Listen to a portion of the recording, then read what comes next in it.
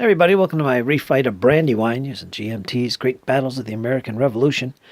We're up to part 17 in this replay. Pretty amazing, and having a fantastic time. Really enjoyable game as we recreate this battle. Try and be brief here as I try and go over what has transpired so far, particularly with the last turn. It's a 12-turn game, of course, and we are in turn 9, the bottom half of turn 9. And the British are up. The Americans had initiative this turn, if you remember. We're about to start the turn for the British, starting with their movement and then their rallies. First of all, let's take a look down here, where Knyphausen is in charge of the feint attack against the Brandywine Creek defenses. Let's take a look. As you can see here, we've got some disrupted units for the British that are going to be attempt to rally this turn. There's one up here as well. That was from the preceding turn's fighting. The Americans were putting up a fight at the Brandywine. So we've got some units to attempt to rally from disruption. That'll boost our army's morale if we're successful. So far, it's pretty stable along the British lines here. We've got Knyphausen himself at this ford here. That's Chad's Ferry. He's in a position to actually cross that primary ford and get to the other side. Unfortunately, he doesn't have a whole lot with him at the moment. He's got a strength 3 unit with him. But he does have some backup units. He's got a strength 3 there. And whatever's in this stack, that rally on me means there's a mix of disrupted or shattered and parade ground units in the same stack. So I'll have to sort through that and see what I can move forward. Also down here I've got Stern, which is another German commander. He can only be stacked with other German units and remain effective in the battle. He doesn't want to mix up his units that he's stacked with in terms of the British and the Tories and the other German units. Basically what I'm going to try and do this turn is I'm going to really push hard with Knyphausen's force. If we can make headway, great. I want to get across that ford as soon as possible. I want to engage the Patriot units where they are the weakest, if possible. There's only 2 strength points there, so it might be worth moving into that hex up here and here. We'll see. Not the best odds for the British, but more damage we do this turn, the better. We want to really get some success so that we can drop that morale, that army morale of the Patriots, and possibly win a substantial victory. Because right now, looking at a decisive victory for the British is going to be challenging, especially with only 4 movement turns left for the British. But I don't know, it is possible. And I don't want to come across the Brandywine in this side. I maybe shift some more units over this way. I don't know. But I do know I want to attack at these fords, maybe in the woods in between. We'll see what happens here. These German units will be thrown forward at this point. If you remember, they were my reserve early on in the fighting. I'm going to throw them in, so we're going to see how well they do against the Patriots. Let's take a look at Howe's entry point and what the fighting is like up there.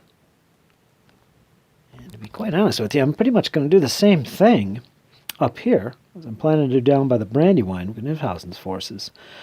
Now's the time to strike. I'm going to sort through my stacks here and find the strongest units to move forward and engage the enemy where they are the weakest.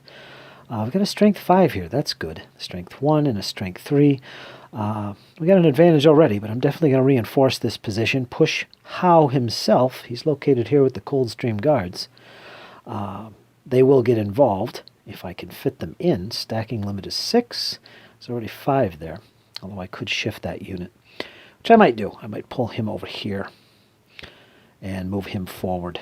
And we're going to have a substantial advantage here. I'm also going to do the same down here against these forward units of Patriots. I do have quite a bit down here, not to mention some disrupted units, which I have to attempt to rally. So this is what we're going to do. I'm going to get wow, it looks like there's 3 disrupted units over here. So I got plenty of rallying to do. And we're going to get Cornwallis up leading this assault. Remember, we want to push here on the left, skirting this marsh region. Howe is leading this force with the Coldstream Guards and some Grenadiers. We've got Cornwallis leading up the center, up the road, and also on the right, where I kind of am using a reserve, made up of the Germans and some grenadiers, but a lot of these troops will be pushed this way as well. We really want to try and get to Birmingham Meeting House and take it. Destroy as many units as we possibly can, because right now I really want to focus on at least that substantial victory and drop the Patriot morale to 0. And let's take a look at the Army's morale. There you have it. You can see where the Patriots are. They're at 5 morale. That's pretty low compared to the British, which are at 15 currently. They are in high morale. They don't suffer any penalties to the printed morale ratings of the units. They do have a +1 on initiative, which is irrelevant at this point. The Patriots, by contrast, have a -2 on all printed unit morale ratings, which is pretty rough. In addition, they have -1 to initiative. They're less likely to get off the mark and react the way I want them to during the battle. And if they reach 0, that's over. Washington pulls the army back. They withdraw from the battlefield. So I really think I want to try and focus on this. The decisive victory, like I said before, is going to be difficult. It basically involves capturing the Worthington, which is this hex here, or that star location along the pike, the road. That's the road to Philadelphia. If I move in and control those hexes, or one of them anyway, with some parade order British-controlled infantry, Tory Germans or British, I believe. I'll have to check the rewording on that. I think it's any infantry I control parade order. If I control that, regardless of adjacency of enemy units, I believe I'll have won at the end of the American turn, the next American turn that occurs in. I'll check the wording on that, but regardless, it's going to be a challenging task for the British to do that within the 4 turns, considering the defenses the Patriots are putting up. So with that in mind, let's get to it. I'll do the movements and I'll do the rally attempts and show you what it's going to look like when it comes time to do the shooting and the close combats. So let's get into this. All right, got the movement and the rallies completed. 2 units of British did not rally. 4 others did rally. So that's good. So let's take a look down here and see what it looks like and where I'm going to be focused on for the combats. There's actually quite a bit going on here. As you can see over here on the right flank where Fraser's Highlanders just arrived. I basically left them where they were, moved forward the Queen's Rangers as well as Ferguson's rifles. There's going to be some rifle shooting here. And for giggles, I'm going to launch an attack not only across the Brandywine with these units, but also upslope. So it's going to be challenging to say the least. But we're going to do it just for fun. It's only a strength 1 Patriot unit. Now, over here in this area, which we'll zoom in a little bit, quite a bit more going on. Knyphausen has launched his attack here. He's crossed Chad's Ferry. He's supported by some German units, this unit in the woods, who will be attacking. He doesn't have to. He's in woods, and he's also across the Brandywine. Well, actually, he does have to attack here. He's supported by this unit. Actually, I'll take that back. He does not have to attack because he's not attacking across a ford. It's across the Brandywine. I believe, I'll have to look this up again. It's been a few days. It's an option to attack across a non-Brandywine ford. But I do intend to attack with him. He's a strength 4. We'll see what happens. It's not much to fight against here with the Patriots. We'll see. Also, I've got Fraser's, the 2nd Battalion, which has been in the battle since the beginning, also attacking to support this attack. Or over here with this German unit as well. I do have this stack to deal with. It's strength 5 for the Patriots, strength 10 possibly for the British and Germans. Nothing going on over here on this side, but right in here we do have some fighting to resolve, as well as what I showed earlier to the right there. And also, taking a look a little bit to the north here, to the left, I moved Gray forward once again. He's making an attack up the Starved Gut Road. That's an interesting name for a road. He's attacking this primary ford, which is defended by a strength 2 Patriot unit and some guns. So we're going to have to weather some defensive artillery here, but I do have 2 units. Total of strength 6, I believe. No, 5. I didn't double check that. It's okay. He has a +1 to add to the combat because of his combat leadership, so we're going to attack across this ford and see if we can do a little surprise attack on the Patriots. And also we have this combat here. I forgot about this, didn't move them. That's okay. We're going to fight this. British Dragoons going against a Strength 2 unit of Patriots. So we're going to resolve that too. And looking up on this side, it was the same thing. I've got lots of assaults, lots of attacks going everywhere I can. The Germans are throwing themselves forward. We've got this unit pretty much isolated right here. And we've got this unit right here kind of under isolation as well. This guy will have to fight probably here. So there's a lot of superiority for the British in this situation here. And of course I got Cornwallis involved. He'll add to this combat. And up here, Howe has thrown himself forward as well. He's with the Coldstream Guards. He's got a light infantry unit to take care of across that run. And we've got this going on here.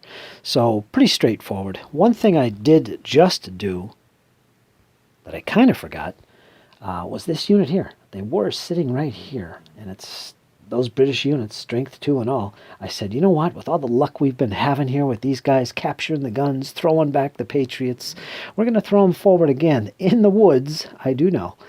And we're going to attack his cavalry unit. And we've had so much good luck with that. Let's see what happens. So a little bit of a throwaway battle. Also move these Jaegers up as well. Kind of too far away to be any effect on the battle or on the fighting so far. But those are the combats. Now let's see the results of defensive artillery fire for the Patriots. There is a few spots to look at, especially over by the Brandywine. And get into the rifle fire as well. I did a little shooting up here with the rifles. I did take a shot here against Howe's position in hopes of maybe getting lucky and taking him out. No, we didn't do any damage. Also with some artillery battery here which fired on this position, totally ineffective. And that was about it. Now let's go down to Brandywine and see what's going on. Looking down this side, we did take some artillery fire from this position and this position against Grant's position, and it was ineffective. And pretty much the same thing can be said all along the lines here. You can see where the artillery is located. They did take some shots on these positions up here. None of them were effective. Yeah, that was pretty much artillery. It was totally ineffective. Even Wayne's position here on Proctor's battery, he had to fire some counter battery fire because there is no other targets because of line of sight blockages and all that good stuff. There was some fire over on this side. I did have a couple batteries in here and here that took some shots at Kniphausen. Again, no effect. As far as rifle fire, the only spot that came into play, well, there's a couple spots. We've got Ferguson's rifles. They took a shot against this position, and that was it. Yeah, that was it. It was just this unit right here. And they rolled pretty good, plus they're Ferguson's, and they did get a -1 AM to the Patriots. What that is the Patriots... Let me focus in there. The Patriots take a -1 to their army morale. Let me come out a little bit. Sorry about that, folks. So the Patriots' army morale is now down to 4 because of Ferguson's good shooting. So that's unfortunate. Okay, so now we're going to get into the close combats. As you can see, all along this line, there's going to be considerable fighting. I'm going to show you the results of that next. So let's jump into that, and I'll show you where I concentrated my attacks. Okay, I'm doing these combats one at a time here. I just fought this one. It was Fraser's and this German unit attacking this position, which I think was a Strength 5. 2-to-1 odds. The final result was both sides retreat, and Fraser's Highlanders being the lead unit, he retreated to this position. The Germans, they passed the morale. They did not retreat, so they remain in that position. Both Patriot units that were here retreated. One is here. He was a Strength 1.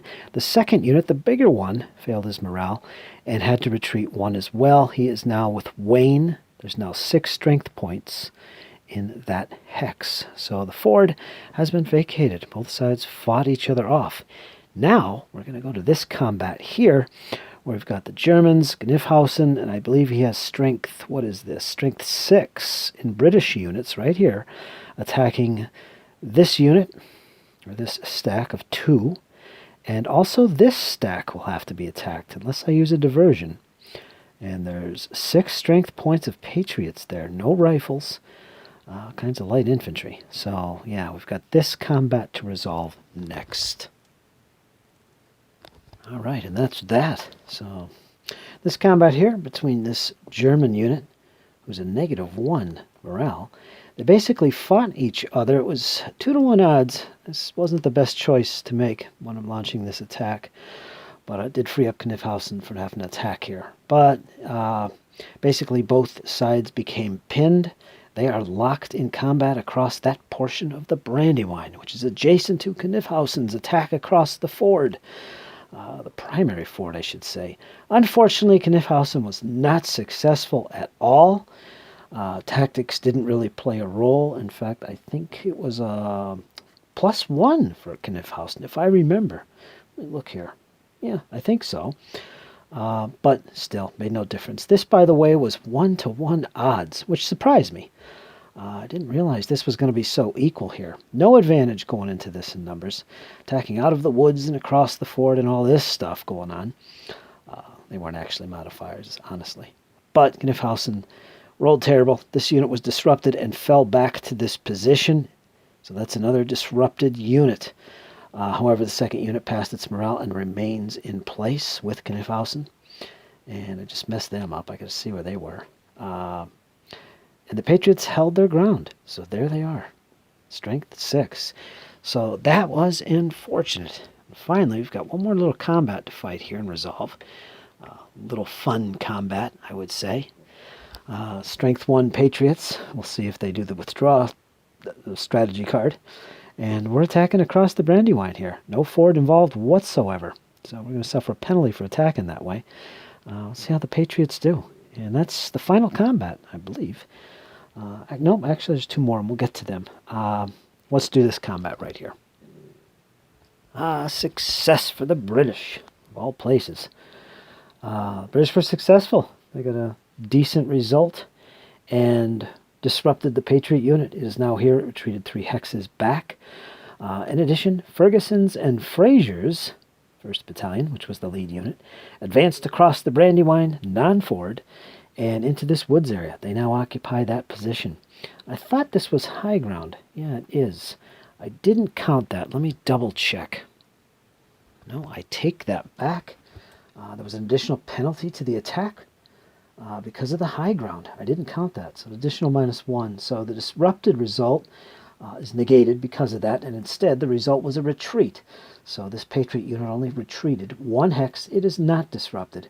And of course the other units advanced into the previously held hex, just the way it was previously.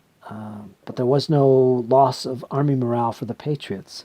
And currently they are at 4. So that's the combat on this side of the Brandywine. Now we got a couple more combats. Probably going to withdraw here. I know. And I do have this combat to fight. It's going to be Strength 2 going against a Strength 5, I believe. Yes, Strength 5 for the British. So let's resolve this. This is at a primary ford, by the way. So the penalty won't be as bad for fighting across a non-Brandywine ford. All right, I'll show you the results of these 2 combats.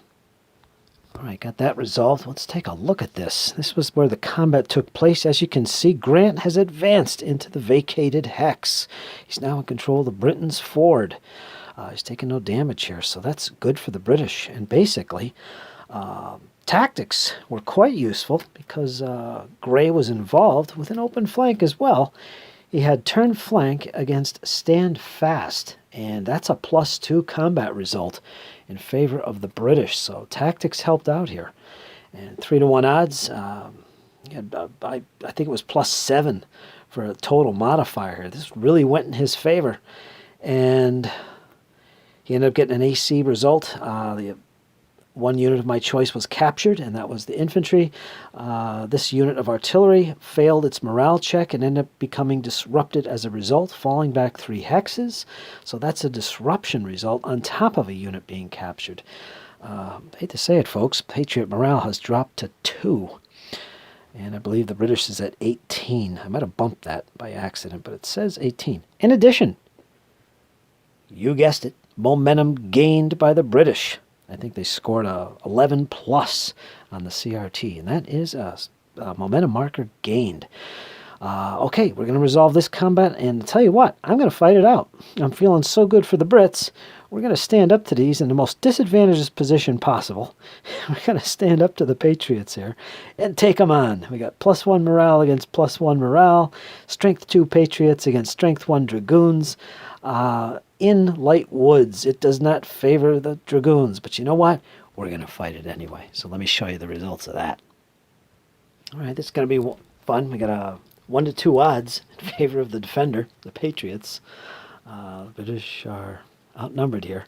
Not a good situation. Total modifier, I believe, is +3 under the 1 to 2. Here's the die roll, folks. And by the way, the tactics the British took, stand fast of all things, going against the Patriots. Well, the British was stand fast, going against the Patriots skirmish. So that actually is a +1. To the combat. So +3 modifier in favor of the British. But again, it's 1 to 2 odds. And they get a 3. +3 is 6. Let's see what that result is. Look at our chart here. Whoops, wrong one. Here we go. We got what was it? 3 + 3 is 6. 6 under the 1 to 2, which is right here. Both sides retreat. That's unfortunate. All right, so I'll double check this. Yeah, both sides retreat, starting with the defender, I believe, which would be the Patriots. So let's resolve that. Moves 1 hex towards his retreat zone. And that's about it. Now I'm going to retreat as well. I should be retreating in this direction, because my entry point was actually over here. So, yeah, that looks good to me. So that was the result of that. To be expected. Okay, let's go over to Howe and Sterling and Washington and the Black Watch and see what's going on over there. All right, here's where we're going to start. We're going to start up here with Howe himself and the Coldstream Guards. Right across this run is some rifle-armed light infantry. Not a bad thing attacking them, but I don't think I'm gonna. I think I'm gonna combine here to attack this position. Do a diversion on this light infantry rifle-armed unit instead. I believe I can do that. And that'll give me 4 to 1 odds, I believe. It'll be rounded in my favor because the attacker is higher strength. I believe the odds are 10 to 3, which is just above 3 to 1 odds. Just above. So it's rounded up in favor of the British, which would be 4 to 1. I believe that's how it's done. So yeah, this should be 4 to 1 odds combined here, going against this 1 strength 3 unit, which is already flipped to its reduced side. That will be an elimination if I take them out. So we're going to do that, but we're going to do a diversion here. I don't know if this is a good idea, but we're going to do it this way anyway. Plus the British have full array of tactics cards because of this open flank. So let's do that. All right, this is turning out really favorable for the British. They did have 4 to 1 odds because the British had it was slightly above 3 to 1, and normally what you do is you round in favor of the British in this case, the attacker, I should say, up to the next row, which would be 4 to 1 if they're higher in strength, which they are. I believe it's 10 to 3, so it'd be 4 to 1 odds, not 3 to 1. However, there is a left column shift for using a diversion here. And that brings us back down to 3 to 1 odds. However, we have a total of 2, 4, 5, 6, 7, plus 7 modifier to this die roll. So all or nothing, led by the Coldstream Guards against the 7th Virginia. Let's roll this. 7, and what was it, 7? Yes, 14. So that's another momentum chit gained by the British. In addition, that result is 11 under the 3 to 1 is attacker captured, or attacker's choice of unit. There is only one, so this unit now becomes captured. And the main unit, which is the Coldstream Guards, will advance into this position, and whoever else was involved can follow up. We don't want to overstack here. So I'm going to move the light infantry forward. And we're going to put Howe in there as well. It leaves this open, but we'll take care of that. Not too worried about the enemy rifles. So that's what that combat resulted in. Captured enemy unit. We come down here, Again, tactics played a role here. Let's see. Captured enemy unit is going to be 1 victory point in favor of the British. That's going to put them at 20.5 victory points. And it's also going to be a +1, -1 morale to the army morale. The Patriots drop down to 1. And the British are going to go up. I believe they're at 18. It might be off here by 1. Either way, I'm not sure. But anyway, they're going to be at 19 at this point. And plus, they get another momentum counter. So that's the result of that combat. Folks, it's closing in. Take a look at the rest of the combats now. Right here, we've got this unit, this stack, and this unit, which have to attack here. They don't have any choice. This unit, he can attack either here, here, or also there. But since he's already been attacked, and he has to be attacked, he's going to have to attack here. He's the only one that can do so. And again, I should have allocated all these attacks earlier. I'm just doing it now. Mainly because I'm feeling like it's closing in. And these 2 attacks are going to be on that guy. Or 1 attack, I should say. So we got this combat, and this big combat here. So what I'm going to do, we're going to resolve this one first and see what happens. Because honestly, if this unit is disrupted or eliminated, it's going to end the battle for the Patriots. So let's take a look at this. We've got strength 5, 6, 7, 8, 9 against 1. So it's going to be 4-to-1 odds. In addition, either one of these German units can be used as the lead unit. They're both +2. I'm going to take this unit. And this Delaware Blues unit is going to have a -2 because of the army morale being wavering. His 0 leadership is now -2, which converts to a +2. So we've got a +4 in this combat so far in favor of the Germans. So that's +4. In addition, I don't think there's any other modifiers here for things like attacking across a fort or whatever. So let me pause this and resolve it. All right, well, that was easy to resolve. The Patriots took withdrawal. So my lead unit, I'll say it was this one, doesn't really matter. We'll have to enter the hex because it was been vacated. That unit is now here.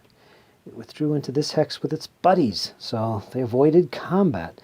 And this guy can also advance, but that would be overstacking, so that's that. So now we're going to resolve... ooh, that's not good there. I didn't see that. Strength 2 against Strength 6. That's not good. I don't want to resolve that one, actually. I'll probably use a withdrawal tactic. Of course, I'm randomly picking these. Picking the top 3 best choices and randomly picking one. Been doing that for about 90% of the battle. But anyway, let's do this one because we could win the battle here. We got strength 4, 5, 6, 7, 8, 9, 10, 11 against 5. I think this will be rounded up to 3-to-1 odds because of 11 to 5. Yeah, plus I use full array of tactics for Cornwallis's presence, and Patriots only have the basic 4, and I'll pick the best 3 for him. Again, probably a withdraw. And yeah, okay, I'm going to resolve that and show you what happens. All right, that is it. This unit suffered a... He did a withdraw, by the way. It was a withdraw against... Or was it? Where's the cards here? Withdraw against attack and echelon by the British.